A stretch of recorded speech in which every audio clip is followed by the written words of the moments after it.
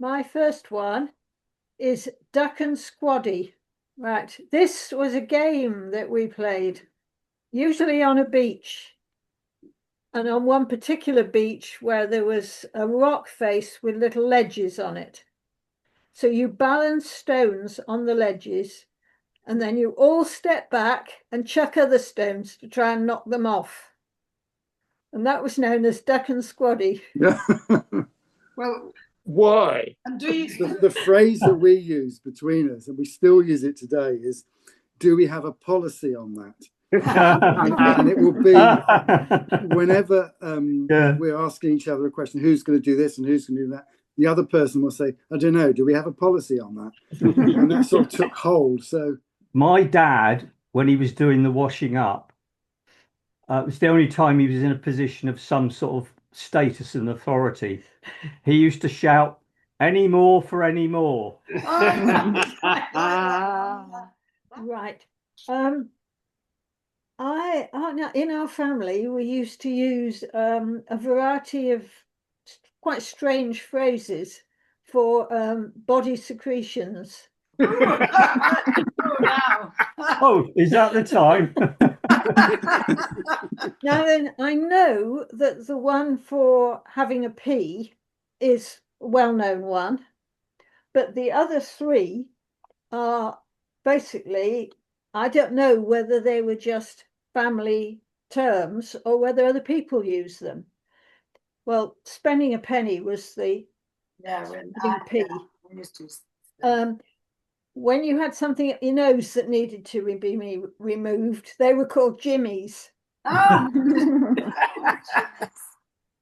when you had sort of bits around your eye that needed removing, they were known as billywinks. What? Billywinks. Billywinks. And as for number twos, they were called big deeds.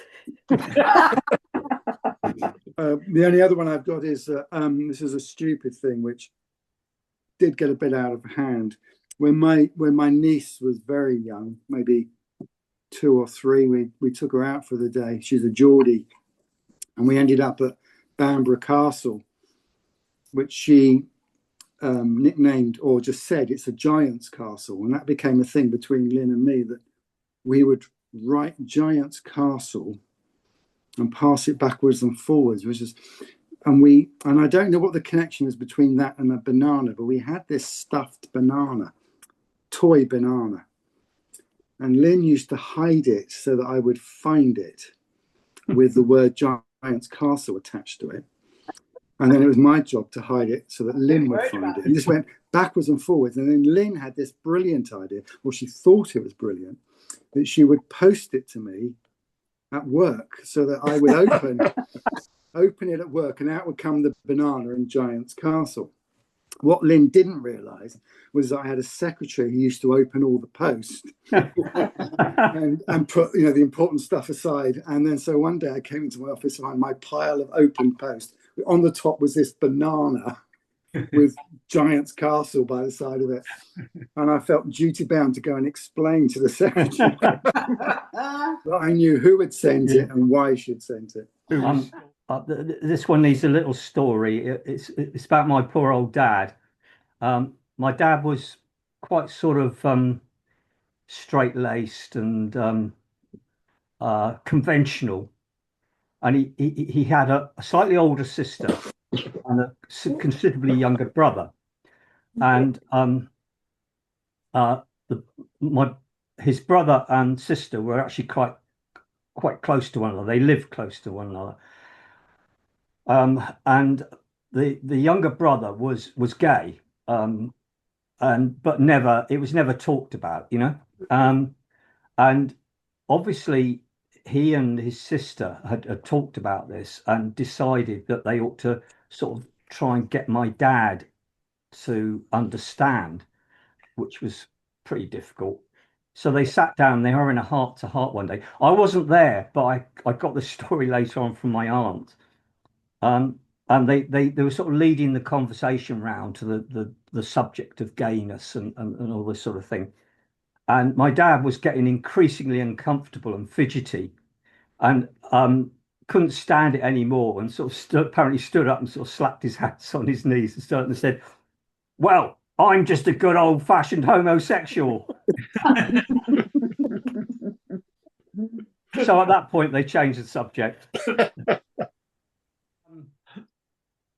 My dad's family conversations often ended abruptly with someone saying, "The poor are always with us." It sort of brought things to a halt, really. Well, as it did today. Yeah, yeah, yeah.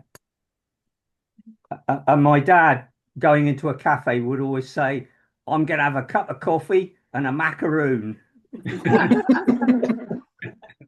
We went when the boys, well, when Ronan in particular was quite little, the others were a bit bigger, to Wookey Hole, and went right through the caves, and then at the end we went up outside. You can go round to a place where there was a cave, and there was information about the bones and things that they'd found in the cave.